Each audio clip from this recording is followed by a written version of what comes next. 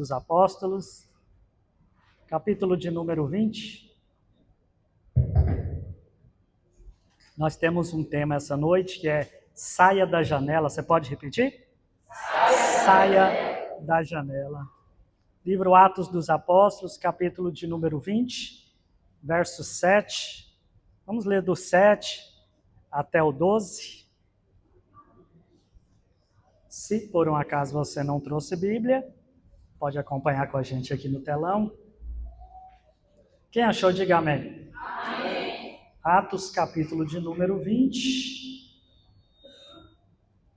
verso 7 ao 12. Vamos ler, está escrito assim: No primeiro dia da semana, estando nós reunidos com o fim de partir o pão, Paulo, que devia seguir viagem no dia imediato, exortava-os e prolongou o discurso até a meia-noite. Só observando, primeira frase, no primeiro dia da semana, era um dia como o de hoje, era um domingo. Eles se reuniam para partir o pão porque era um culto de ceia. Verso 8. Havia muitas lâmpadas no cenáculo onde estavam reunidos. Verso 9. Um jovem chamado Eutico, que estava sentado numa janela. Ele estava sentado aonde? Adormecido profundamente durante o prolongado discurso de Paulo. Então veja bem, Paulo estava pregando, pastora Cláudia, num culto de domingo. E Paulo se prolongou no sermão. Ele começou a pregar por volta de 6 da tarde e já era meia-noite, Paulo ainda estava pregando. Vencido pelo sono, repita, vencido pelo sono. Caiu do terceiro andar abaixo e foi levantado morto. Descendo, porém, Paulo inclinou-se sobre ele e, abraçando-o, disse: Não vos perturbeis, que a vida nele está. Subindo de novo, partiu o pão e comeu. Agora veja bem. E ainda lhes falou largamente até amanhecer o dia. Veja bem, ele começou a pregar no domingo, pastora Cláudia, 6 da tarde, pregou até meia-noite. Meia-noite o menino caiu lá da janela, ele ressuscitou, o menino continuou pregando até amanhecer o dia. Começou às 6 da tarde, durou até 6 da manhã e ninguém saía do lugar. A pastora Cláudia está falando aqui agora, o povo paralisado, ouvindo a palavra. Verso 12. Então conduziram vivo o rapaz e sentiram-se grandemente confortados. Feche os seus olhos em nome de Jesus. Pai, nós oramos ao Senhor. Te agradecemos mais uma vez, Senhor, por este culto, por esta reunião.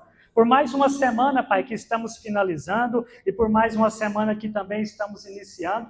Obrigado, Pai, porque estamos na Tua presença. Obrigado pelo Teu Espírito Santo que nos ajuda, que nos conforta, que nos consola. Nessa noite nós queremos aprender com o Senhor. Nessa noite nós queremos sair daqui renovados. Nessa noite nós queremos sair daqui fortalecidos. Nessa noite nós queremos sair daqui curados. Queremos sair daqui libertos. Queremos sair daqui, meu Pai, com a prosperidade do Senhor nas nossas vidas. Queremos sair daqui, Pai, com direção e com uma palavra do Senhor. Só quem crê no que acabou de orar pode aplaudir e se assentar em nome de Jesus.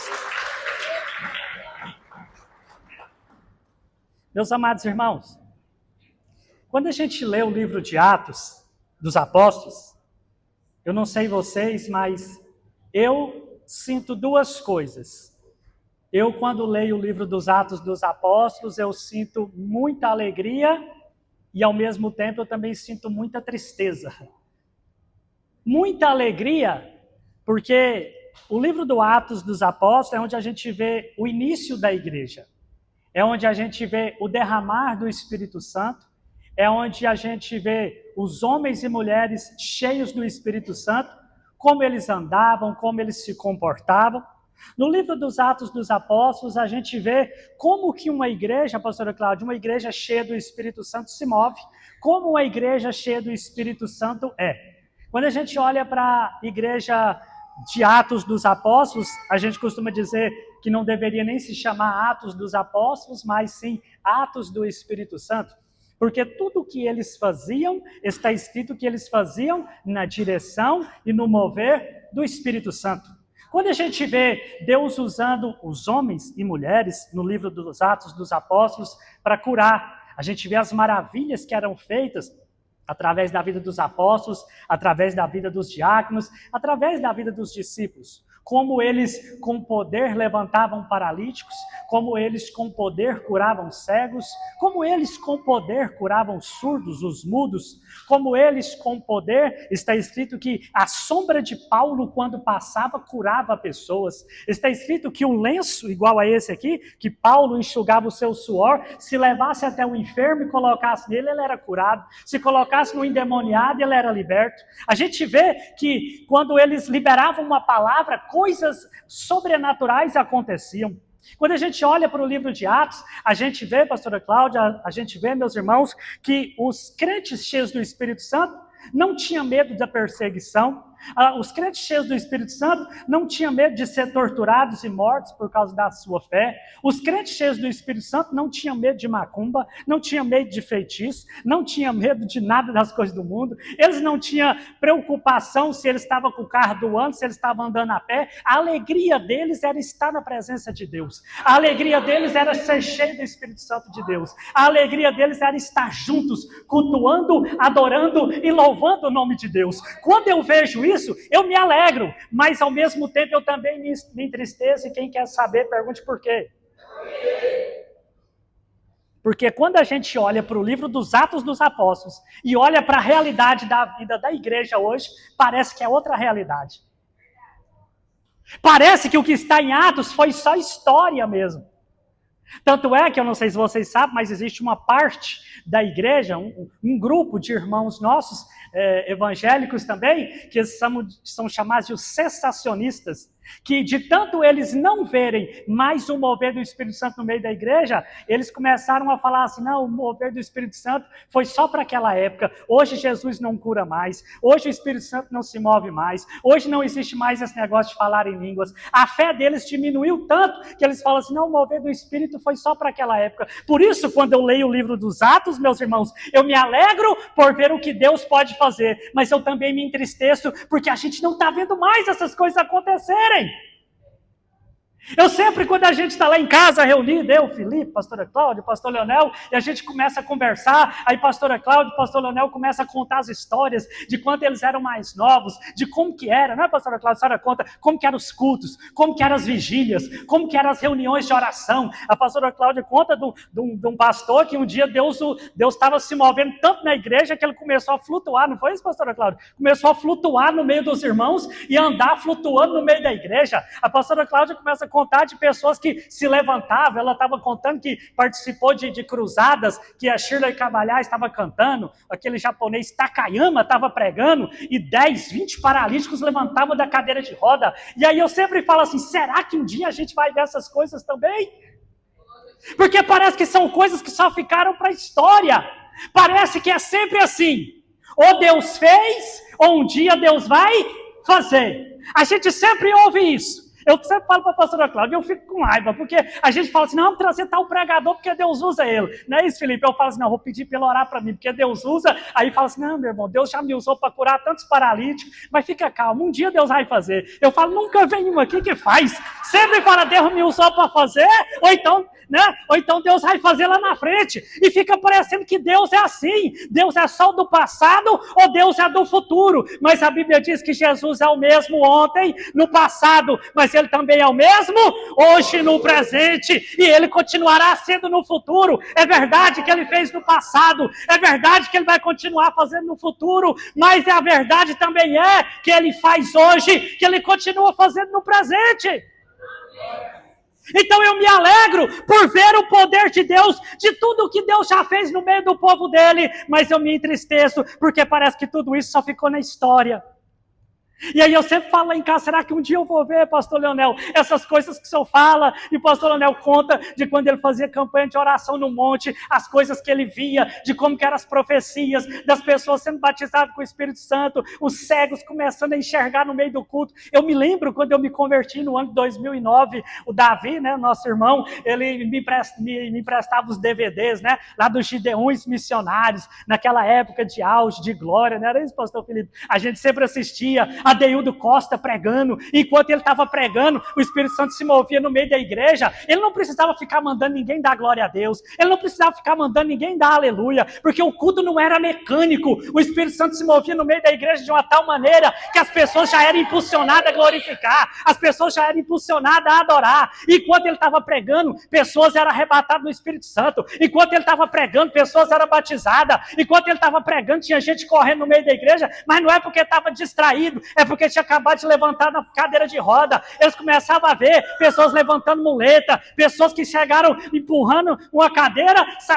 carregado numa cadeira, saía empurrando aquela cadeira por causa do mover do Espírito Santo. Mas parece que isso só ficou na história e a gente fala, meu Deus, e hoje? A gente fala, Deus, o Senhor fez tantas coisas. De 15 anos para cá, parece que a igreja mudou. Se a gente estiver num culto igual esse, e um irmão lá no fundo falar língua estranha, sabe o que acontece? Todo mundo olha para trás espantado, para ver o que está acontecendo. Era comum, a pastora Cláudia conta isso, mas o pastor Leonel, era comum no meio do culto levantar uma pessoa cheia do Espírito Santo, começar a marchar, falando em línguas, daqui a pouco levantava outro lá, Deus usava para interpretar línguas e dava uma revelação para a igreja. Era comum no meio do culto, um irmão caía arrebatado, aí acabava o culto, todo mundo ia embora, ficava um grupo, e agora o que a gente faz? Ficava com o irmão lá arrebatado, não é isso, pastora Cláudia? Até amanhecer o dia, e todo mundo ficava ali esperando a pessoa voltar do arrebatamento, para poder ouvir dela o que ela viu, o que Deus falou com ela, mas agora parece que nós ficamos muito carnais, muito no automático. Parece que as nossas mensagens hoje estão mais carregadas de palavras de coach, palavras de jargão, palavras decoradas. Se você fizer isso, você vai fazer aquilo. Quiser experimentar Deus, é igual chupar laranja. A gente fica naquilo. Coisas produzidas por homem. E esses homens aqui eram dependentes do Espírito Santo. Eles não iam para o Google para preparar uma mensagem, eles iam já dobrar o joelho para Deus revelar a mensagem que a igreja precisava ouvir. Por isso, eu me alegro quando leio o livro de Atos, porque aqui a gente vê a realidade do que era para ser a igreja, mas ao mesmo tempo eu fico triste, porque quando a gente olha para a igreja, a gente precisa começar um culto, a pastora tem que vir e pedir para os irmãos prestar atenção no culto.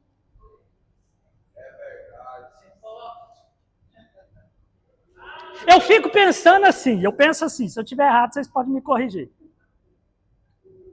A gente chega num fim de semana igual esse, um domingo, pelo menos quem trabalha, não é cansativo? Você trabalhou a semana inteira, não é? Aí uma hora dessa, você podia estar fazendo tantas coisas, né? Podia estar em casa, assistindo um filme, fazendo alguma coisa, mas não. Você falou, vou tomar um banho. Quem gosta de tomar banho, né? Porque... Vou tomar banho. Vou vestir uma roupa bonita, vou pegar meu carro, vou gastar minha gasolina, ou então vou de Uber, vou lá para a igreja. Olha o trabalho que é, não é para vir, o trabalho que é para voltar, para a gente chegar aqui e não prestar atenção em nada que está acontecendo. Com a finalidade, meus irmãos. Parece que a gente perdeu o senso do que a gente está fazendo aqui. Parece que a gente perdeu o senso do que é a igreja. Antes de eu me converter, eu fiz muitas coisas erradas na minha vida. E uma vez eu fui preso, né? Levei lá uns tiros da polícia e fui preso. Bom, aí paguei lá a fiança, saí. Mas mesmo assim, depois você tem que voltar lá no juiz para poder esclarecer tudo o que aconteceu. E eu lembro, fui lá no fórum. Quando você chega no fórum para falar com o juiz humano, tem um homem lá na portaria, a pastora Cláudia não vai saber, porque a senhora sempre foi crente, não passou por isso, né? Mas tem um homem lá na portaria que ele vai ver como que você está para saber se você está preparado para entrar na presença do juiz. Você não pode estar de boné, você não pode estar mascando chiclete, você não pode estar de bermuda, você não pode estar de camiseta cavada. E lá é assim, você senta na mesa aqui, no caso, na cadeira, né? Aí está aqui a mesa, o juiz está na sua frente, de cá está o escrivão e de cá está seu advogado. O juiz está aqui, O juiz não olha nem na sua cara, ele olha para o seu advogado. Ele fala, o seu cliente fez isso, e a pena dele é essa, essa e essa. Aí o advogado olha para mim e fala, bom, o juiz está falando isso. Eu falo, eu já escutei. Ele fala, não, mas eu tenho que te falar. Porque ele não fala direto com você, ele fala comigo para eu te falar. Você não pode falar direto com o juiz, você fala com o seu advogado, o advogado fala com o juiz fala de novo com o advogado, fica assim. Não é assim? Quem já foi preso aí sabe.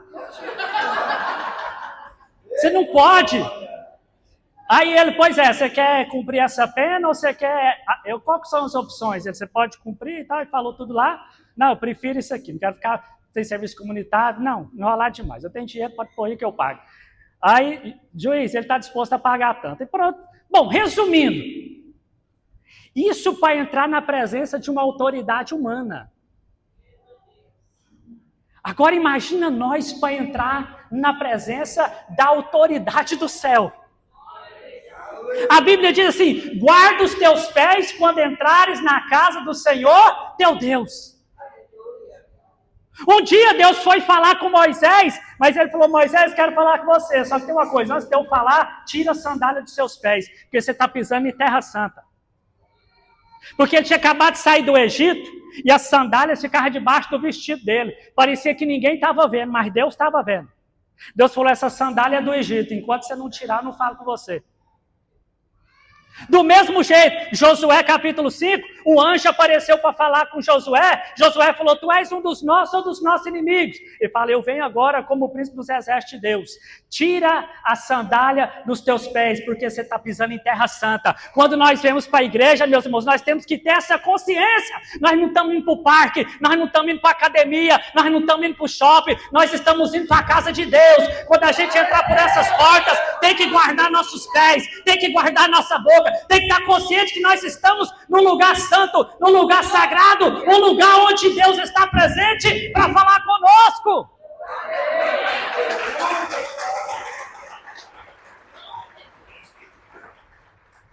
Por isso, eu me alegro quando leio o livro de Atos, mas eu também me entristeço, porque parece que nós estamos longe dessa realidade, mas é isso que Deus está nos falando nessa noite, que Ele quer voltar a fazer tudo o que Ele já fez, Ele quer voltar a operar tudo que Ele operava, mas Ele quer também de nós um posicionamento, Ele quer também de nós vigilância, Ele quer de nós também santidade, Ele quer de nós também temor, Ele quer também de nós reverência na presença dEle.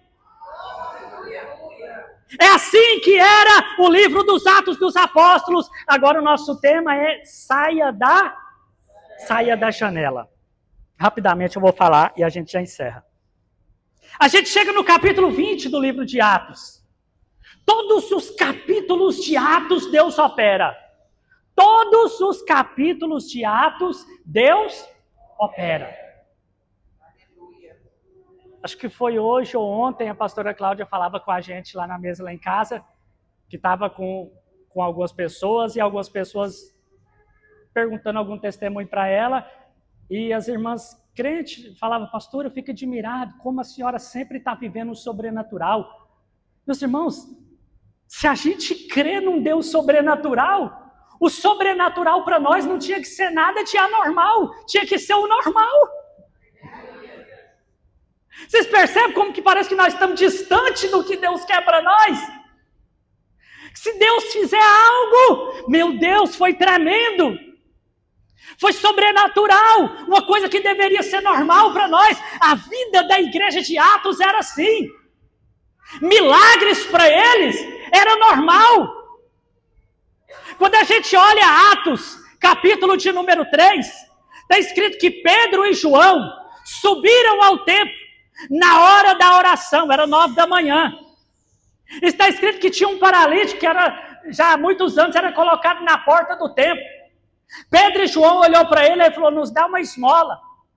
Pedro falou assim, eu não tenho ouro nem prata, mas o que eu tenho isso eu te dou. Em nome de Jesus de Nazareno, põe-te de pé. Pedro foi lá, colocou o paralítico de pé. Isso é uma coisa sobrenatural, sim ou não? Imagina se fosse conosco hoje, o que a gente ia fazer? Filmar, tirar foto, postar na rede, meu Deus, Deus fez algo sobrenatural, que coisa tremenda aconteceu aqui hoje, a gente não faria isso? Sabe o que eles fizeram, pastora Cláudia? Falou assim, vamos com a gente, está na hora do culto, entra aí para o templo. E foram cultuar normalmente, para eles era normal. Eles entraram para o culto e foram cultuar. O povo que não era do meio deles é que se espantaram. Oh, mas aquilo ali não é o paralítico que estava ali há muitos anos. E aí virou aquele alvoroço e eles foram ver quem foi. Foi aqueles moços lá. Pedro e João falaram assim, não olha para nós como se nós tivéssemos feito nada, não. Quem fez isso com eles foi Jesus, o Nazareno. Aqueles que vocês crucificaram. Por quê? Quem não era cheio do Espírito Santo estava espantado com aquilo, mas Pedro e João, cheios do Espírito Santo, o sobrenatural para eles já era rotina na vida deles. Meus irmãos, é isso que Deus quer para mim e para a sua vida, é que eu e você possamos viver milagres todos os dias, que você possa ver conversão e salvação de pessoas todos os dias, que você possa orar e produzir milagres todos os dias, que através das suas mãos, vidas sejam libertas todos os dias, que através da sua vida, vidas sejam alcançadas todos os dias. Agora a gente faz um culto, a gente tem que dar oportunidade, pastora Cláudia, no culto, para alguém contar um testemunho, para edificar a fé dos irmãos que já são crentes, pastor Felipe. Jesus falou assim, não, vai contar lá fora para quem não é crente, o que Deus fez na sua vida, que aqui todo mundo já crê. Mas a coisa está tão feia que a gente tem que trazer testemunho para dentro da igreja para fortalecer a fé de quem já é crente. Se Deus fez algo na sua vida, meu irmão, vai lá fora, naqueles que não conhecem a Deus e conta para eles o que Deus fez na sua vida, porque quem está aqui já crê na palavra, quem está aqui já crê no Espírito Santo, quem está aqui já crê no poder de Deus, quem está aqui já está vivendo milagre, vai lá e conta para quem não conhece a Deus ainda. Mas a coisa está tão feia, né, pastor, que a gente tem que fazer o culto dos testemunhos, não é para edificar a fé dos irmãos. Sangue de Jesus tem poder. Fala assim, sangue de Jesus tem poder. Está tão feio que nós temos que evangelizar os evangélicos. Então vamos passar aqui, senão a gente não encerra hoje. Primeiro lugar, o que significa sair da janela? Janela é um lugar de distração. Repita, janela é um lugar de distração. Eu não sei se vocês já... Alguém aqui já... Acredito que já todo mundo. Já voou, né, de avião. A gente tem nossa irmã Ana Cacheta, tá aí? A vendedora, né? Ela que vende as viagens aí, Ana Cacheta tá ali. As pessoas normalmente pedem a janela, não é, Ana Cacheta? É isso? Quer ir na janela, não é? Por que a pessoa quer ir na janela? Porque ela quer ir olhando para fora do avião. Não é isso? A pessoa quer ir na janela aqui, né? Quer viajar. Ana, mas pô, eu quero o número lá da janela. Por quê? A pessoa não quer ir olhando para dentro do avião, né? Ela quer ir olhando lá para fora. Saia da janela significa isso. Saia do lugar de distração. Olha o que eu anotei aqui. Estar na janela significa estar dentro da igreja, mas com o olho no mundo. Ele está aqui dentro, mas ele está distraído com as coisas do mundo. Ele está aqui dentro, mas o coração dele está lá fora. Ele está aqui dentro, mas igual nós não somos católicos, não, mas os católicos costumam fazer uma missa de corpo presente, não existe isso? É a missa de corpo presente, onde o defunto está lá, não é? Tem isso aí? É mais ou menos isso. A pessoa vem, mas é como se ela tivesse só de corpo presente, porque o pensamento dela está lá fora, o coração está lá fora, o olho está lá fora. Ela está dentro, mas ela está sentada na janela, igual no avião, olhando para as coisas que estão acontecendo lá fora. Saia da janela significa saia do lugar de distração. E sabe o que eu estava estudando e percebi? O perigo da distração é porque a distração em si, pastora Cláudia, não é pecado. E as coisas que nos distraem acaba sendo mais perigoso do que o pecado em si. Vocês vejam que quando Deus foi tirar o povo dele lá do Egito, O povo estava cultuando a Deus lá no Egito, Deus já tinha se manifestado, ele ia curar, ele ia libertar, ele ia tirar o povo da escravidão. E aí o faraó falou assim, gente, eu estava prestando atenção nos escravos egípcios, eles estão com muito tempo livre. Vamos aumentar a carga de trabalho deles e vamos distrair eles no trabalho, que aí eles começam a parar de pensar nesse negócio de cultuar a Deus. Vocês vejam bem, trabalhar é pecado, mas se te distrair da presença de Deus, pode se tornar. Esses dias atrás, eu entrei lá num propósito lá de jejum, alguns dias, e eu percebi que a coisa mais difícil que tem, principalmente quando você está jejuando, pastora Cláudia, é você dobrar o joelho e não se distrair na oração. Porque quando você está assim, já há muito tempo jejuando, sua cabeça você começa aqui, Deus, em nome de Jesus, estou aqui buscando tua presença, buscando o Senhor, meu Pai. Aí sua cabeça vai lá na pizza, nossa, hora que eu entregar esse jejum. Rapaz, eu quero ir lá naquela pizzaria, eu quero pedir todos os sabores que eu nunca comi. Aí você vai para o segundo dia de jejum, meu Deus, aquele churrasco. Lá no irmão Zé, na irmã Dorinha. Vou falar com eles para eles preparar o churrasco. Aí você fala, meu Deus, eu estou orando. Pai, mas em nome de Jesus, voltando aqui para a oração. E aí você olha para o relógio, você passou 20 minutos distraído e 5 minutos orando. Quem já viveu isso aqui? Principalmente quando você está no jejum, meu amigo, é difícil. Porque sua cabeça está tentando conectar em Deus, mas ao mesmo tempo está conectando com sua barriga, tudo. Então veja bem, comer não é pecado, mas se você está orando e está o tempo inteiro pensando na comida, você está distraído. A distração é algo que pode nos roubar da presença de Deus. Então, pastor Felipe, em primeiro lugar, o que significa sair da janela? Saia do lugar de distração. Olha o que está escrito em Hebreus capítulo 12, verso 1. Hebreus 12, 1, quero ler com vocês. Portanto, também nós, visto que temos a rodear-nos tão grande nuvem de testemunha, desembaraçando-nos de todo o peso do pecado que tenazmente nos assedia, corramos com perseverança a corrida que nos está proposta. E algumas versões tem escrito assim, deixemos de lado, aqui está todo embaraço, mas tem outra versão que diz, deixemos de lado tudo aquilo que nos distrai e corramos a carreira que nos está proposta. Veja bem, que ele faz distinção entre pecado e distração.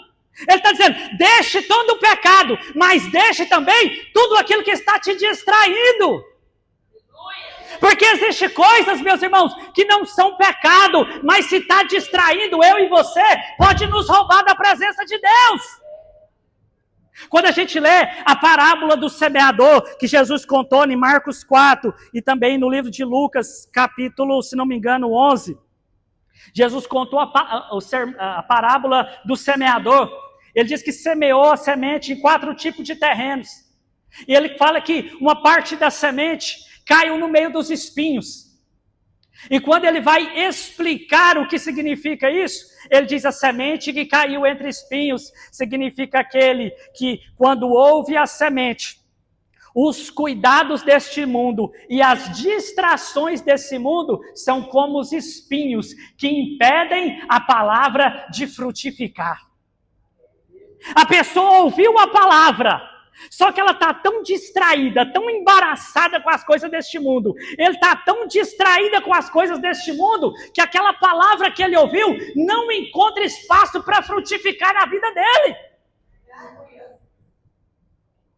Quem não se lembra de quando Jesus, está escrito em Lucas 10, Jesus entrou na casa de uma moça chamada Marta e na outra chamada Maria.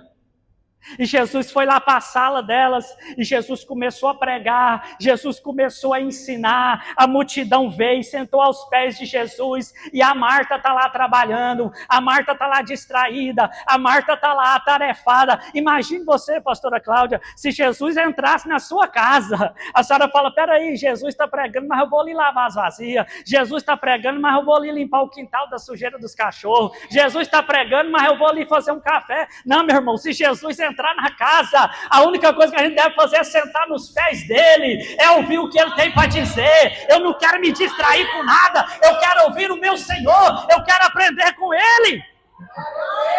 Jesus não falou que a Marta estava em pecado, não. Jesus não falou que o que a Marta estava fazendo era errado, não. Mas Jesus repreendeu ela. E Jesus falou, Marta, Marta, você está ansiosa, você está distraída com muitas coisas, e somente uma coisa é necessária. E a sua irmã Maria escolheu a melhor parte. Saia da distração. Nessa noite o que Deus está falando para nós, retire da sua vida tudo aquilo que está te distraindo da presença de Deus. Retire da sua vida tudo aquilo que está te distraindo da palavra. Retire da sua vida tudo aquilo que está te distraindo de buscar a Deus. Retire da sua vida tudo aquilo que está te distraindo de buscar a presença dEle, de cultuar, de adorar, de servir a Ele com excelência. A distração, saia da janela, porque a janela é lugar de distração. E quando eu estava lendo a Bíblia, eu vi que nem toda janela é ruim.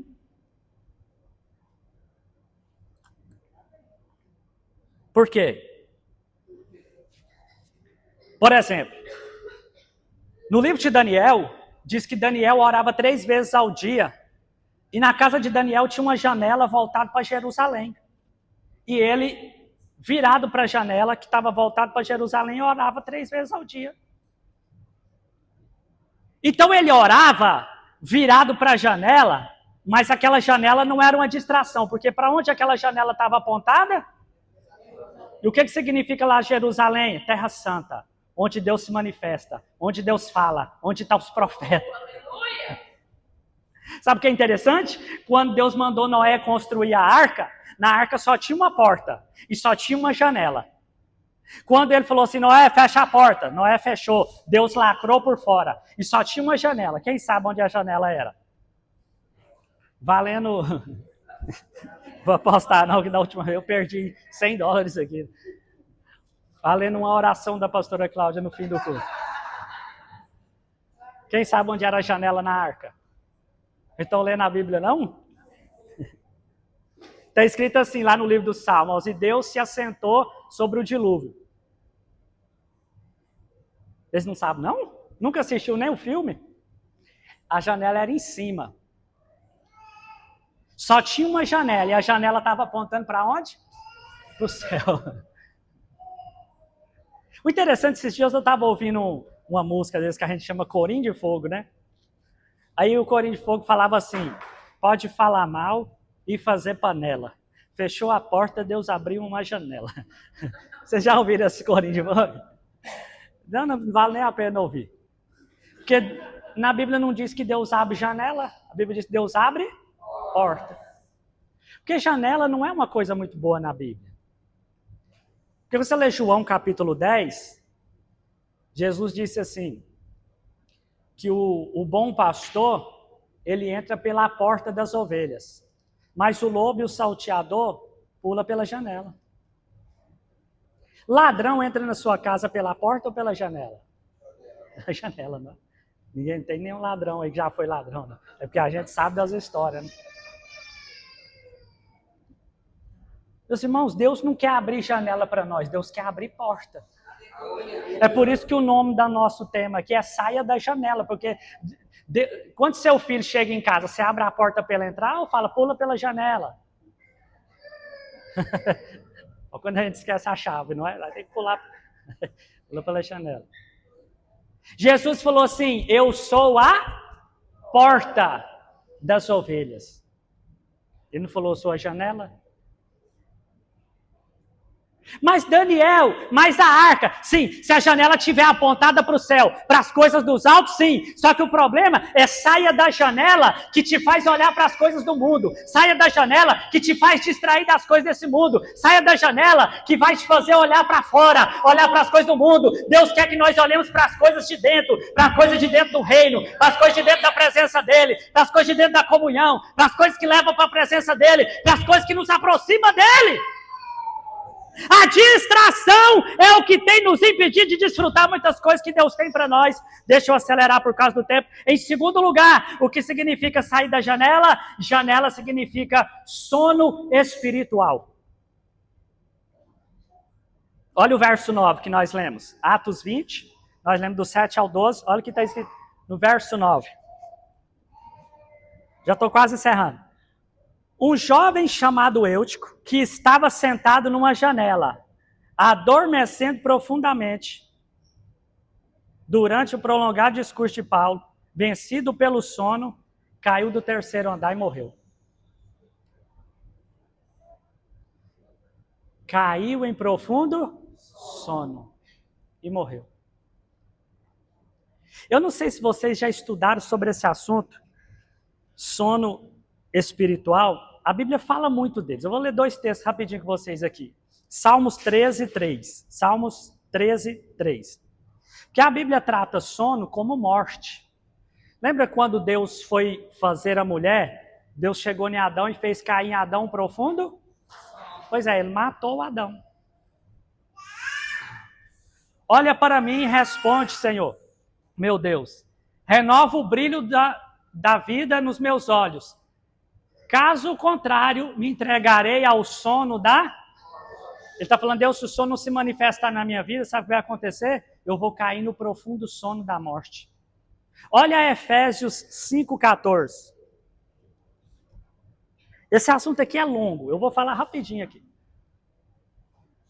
Por isso é que foi dito, desperta tu que... levante-te dentre os mortos e Cristo resplandecerá sobre a tua pessoa. Ele está falando para vivos. Ele está falando os mortos são aqueles que caíram no sono da morte e morreram espiritualmente. Ele está falando vocês que caíram no profundo sono da morte, desperta dessa morte e Cristo te esclarecerá. É uma coisa progressiva. Quem está na janela começa a se distrair com as coisas do mundo, pastora Cláudia. Começa a se distrair com as coisas de Deus, começa a se distrair com a presença de Deus. E qual é o próximo passo? O sono. A distração com as coisas do mundo nos leva ao sono espiritual, que nos leva à morte espiritual. Se você parar para ler a Bíblia, você vai ver que Deus derramou a unção poderosa sobre a vida de um homem chamado Sansão. E Sansão tinha a unção de Deus. Tinha o poder de Deus. Ele fazia coisas sobrenaturais no nome de Deus. E aí ele se envolveu. Ele foi para a janela. Ele começou a olhar para as mulheres lá de fora. Aí tinha tanta mulher abençoada dentro do arraial de Deus, mas como ele estava distraído, pastora Cláudia olhando para fora, eu quero a Dalila. Eu quero aquela lá de fora. Eu quero a do jugo desigual. E o pai dele falou, meu filho, mas tem tanta mulher de Deus aqui dentro, mas os olhos dele estavam na onde? Lá fora. Não, pai, mas foi aquela que os meus olhos se agradou. Ele falou assim para o pai dele. Porque tem uma coisa que engana a gente, é os nossos olhos. Mas não vou falar sobre isso agora. E Sansão se envolveu com a Dalila. E aí um dia de tarde, os dois tiveram lá o momento deles. Sansão crente, a Dalila, bagunceira. Mas Raquel agradou os olhos de Sansão. A Dalila falou assim, Sansãozinho. Porque o Sansão não era bombadão, igual a gente pensa. A gente não acha que ele era fortão, que ele, né? Mas não era. Como é que eu sei disso? Pergunta por quê? Porque quando ele matava muitos homens, e arrancava o portão, e jogava em cima do monte, as pessoas falavam assim, de onde é que ele vem tamanha força? Porque ninguém acreditava que ele dava conta de fazer aquilo, porque ele era magrinho, Renatinho, igual nós. Não era bombadão, assim. Porque se fosse, né, pastor Felipe, se ele fosse bombadão, todo mundo falava, mas também é o tamanho dos braços dele, aí dá conta mesmo, né? Facilitava, não é? Mas ninguém desconfiava. Por quê? Porque ele não era fortão. Falava, mas como é que ele dá conta? Por isso que eles não acreditavam. Pensa, se ele fosse, né, grandão, fortão, falava, mas também o tamanho dos músculos do cara, ele dá conta mesmo. Não, ninguém sabia. Aí ele se deitou no colo da Dalila. E a Dalila começou a fazer o cafuné nele. Aí está escrito na Bíblia que ela falou assim, Sansão, me conta, de onde é que vem sua força? Aí ele, não posso falar, é o segredo meu com Deus. Mas me conta, eu te faço tudo que você quer. E a mulher não adianta, quando ela quer, ela consegue, não é isso? Quando a mulher, não é isso, irmão Zé? Quando a mulher, não pode nem falar, né, irmão Zé? Não que se comprometer. Mas quando a mulher quer, ela consegue. Desde lá do Éden é assim. Deus falou, não come do fruto. A mulher come, Adão. Bom, mas enfim, não quero arrumar problema com as irmãs. Quando a mulher quer, ela consegue. Aí, me conta, Sansão, me conta, até que o Sansão contou. Quando ele contou, está escrito que a Dalila foi lá, cortou o cabelo dele, ele falou que não podia falar. Aí na sequência, sabe o que está escrito? Sansão caiu em profundo sono. E não viu quando veio os inimigos. E é isso que acontece nas nossas vidas, pastora Cláudia. A gente começa a se distrair, e a gente começa a falar o que não devia, revelar segredo que não devia, se envolver com pessoas que não devia, fazer coisas que não devia. Quando a gente nem percebe, a gente cai em profundo sono e vem o inimigo e tira a nossa vida espiritual, rouba aquilo que Deus nos deu, destrói a nossa vida. E a gente fala, mas eu estou na igreja, mas está distraído. Mas eu estou indo para todo culto, mas está distraído. Mas eu estou indo para a igreja, pastor, mas está vivendo um profundo sono da morte espiritual. E o que Deus está chamando a gente hoje? Saia da janela, porque na janela vai te distrair, e na janela você vai morrer, e vai dormir o sono da morte. Jesus contou uma parábola, chamada parábola das 10 virgens. O noivo tardou em vir.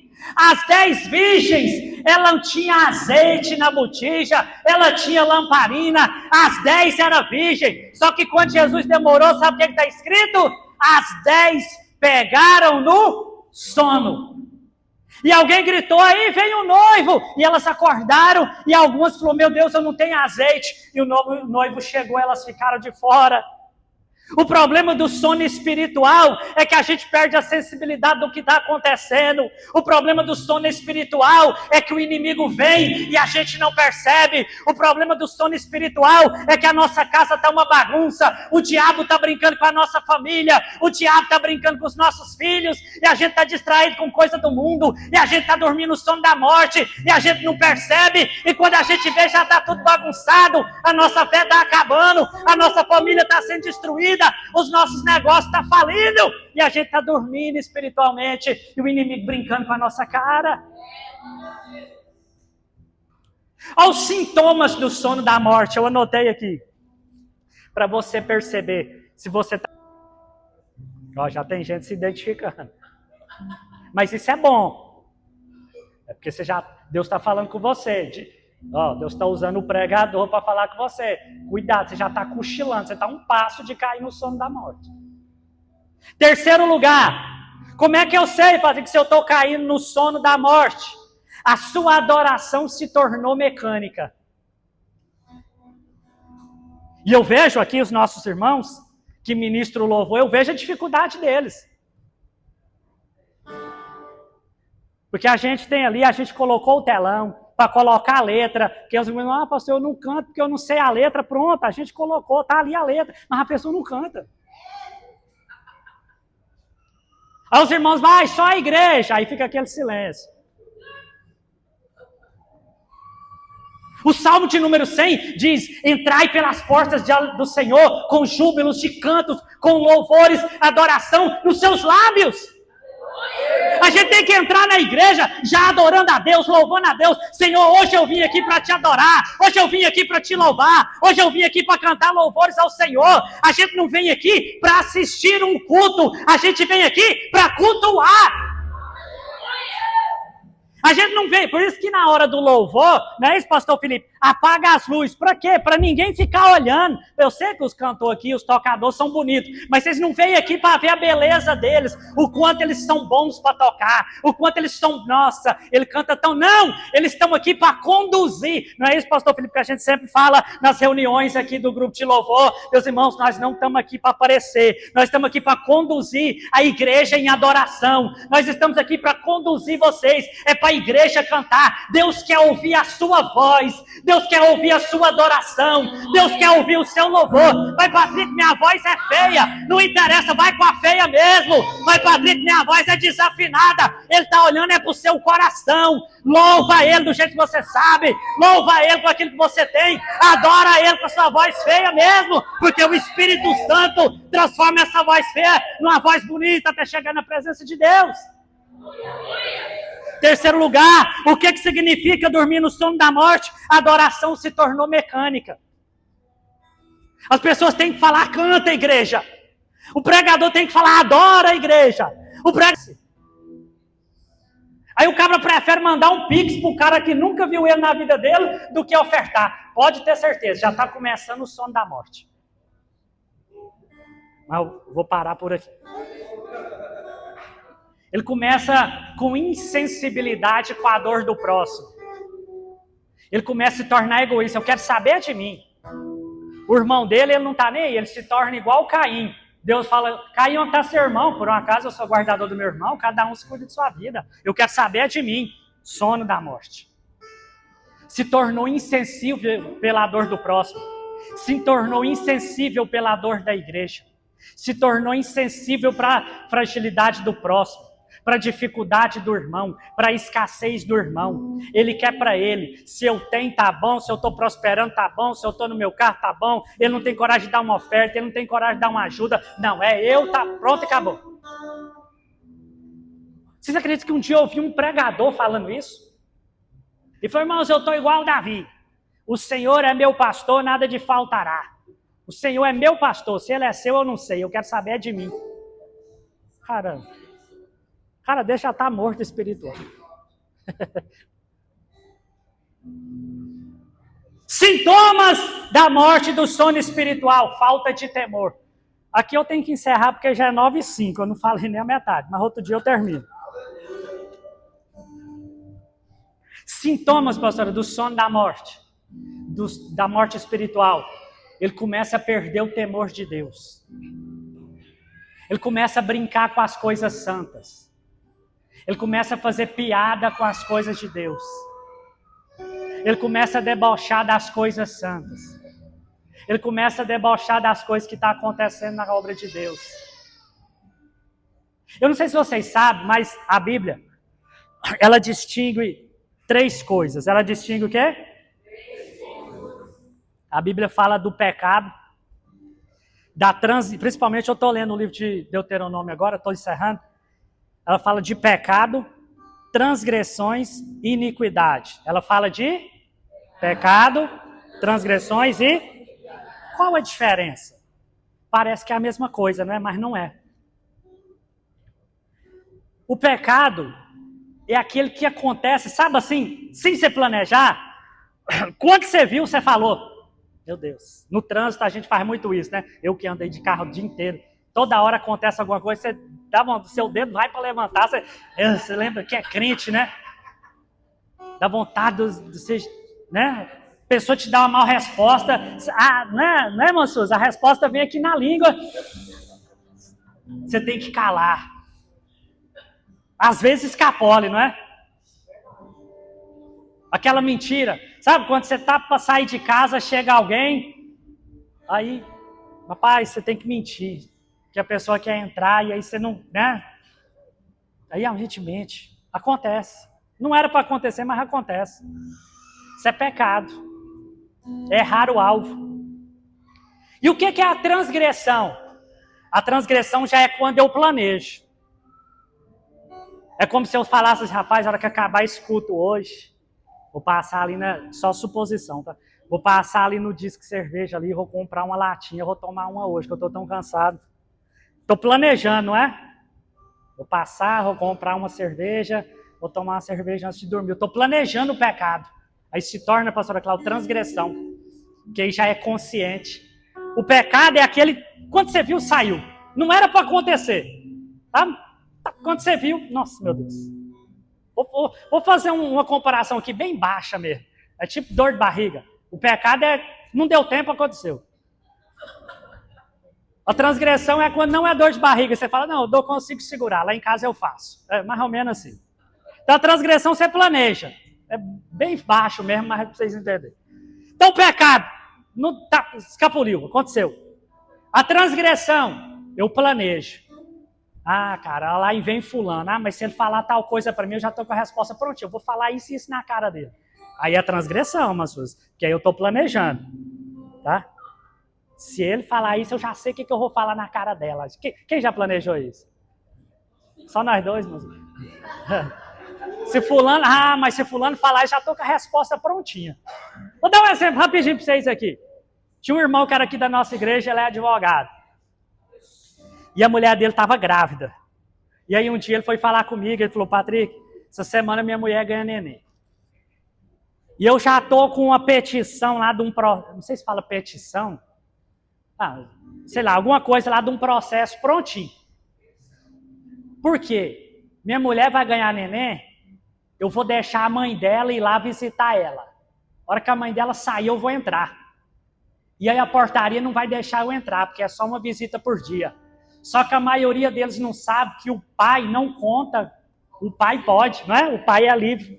Ele falou, eles não vão deixar eu entrar. Eu já estou prontinho para processar eles. Eu falei, rapaz, será que isso daí não está errado, não? Ele falou, tá nada, eu quero arrancar ao menos 10 mil desses. Eu falei, sangue de Jesus. Isso é transgressão. O cara já está planejando o golpe. Né? Porque ele poderia falar, não é? Não, às vezes você está mal informado, né, meu irmão? Mas o pai não conta. Então, não, ele já estava com tudo na cabeça. Todo de advogado também, né? Não é à toa que fala que é a profissão. Mas deixa quieto. Mas veja bem, isso é a transgressão. O pecado aconteceu. A transgressão, eu planejo. E depois da transgressão tem o quê? A iniquidade é quando já se tornou um hábito. Eu já nem sinto mais. Você conhece alguém assim que mente? Sabe assim? A mentira já está pronta, para ele já é natural mentir. Já viu a história daquele cara que era muito mentiroso e ele estava passando? E aí os meninos chegam lá e falam assim, pô, fulano, vem cá, contou mentira para nós.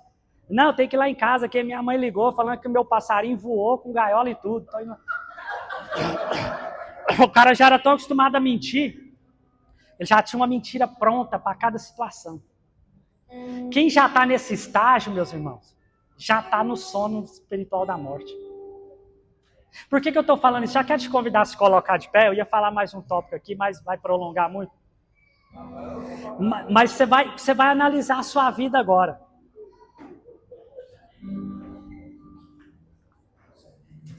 Você vai avaliar a sua vida. Outro dia eu termino isso aqui. Você vai avaliar a sua vida agora. Quem sabe você vem para o culto e já faz tempo que você não sente a presença de Deus. Já faz tempo que você não ouve Deus falar com você. Você perdeu a sensibilidade do Espírito. Você perdeu aquele primeiro amor. Quem sabe depois de tudo que eu falei aqui, sobre o sono da morte, você se identificou. Você fala, Patrick, é verdade, eu já não tenho mais, eu já estou frio, eu não tenho mais desejo de orar. Eu já não tenho mais o meu devocional com Deus, eu não sei nem qual foi eu não sei nem onde está a minha Bíblia, para dizer a verdade. Não sei qual foi a última vez que eu parei para ler a Bíblia. Patrick, já faz tempo que eu não dou uma oferta. Já faz tempo, Patrick, que eu estou infiel nos dízimos. Seu coração já não está mais voltado para as coisas de Deus. Quem sabe você já não tem mais prazer em servir na obra de Deus, você nunca se envolveu.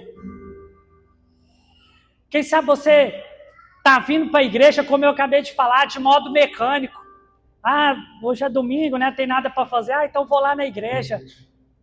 Você já pode estar praticamente nesse sono espiritual ou quase lá.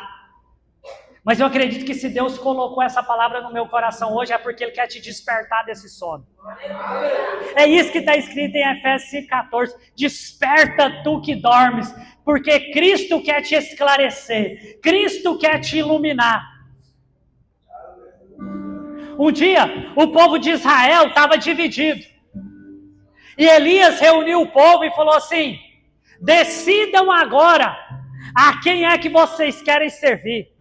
Porque vocês estão cocheando entre dois pensamentos.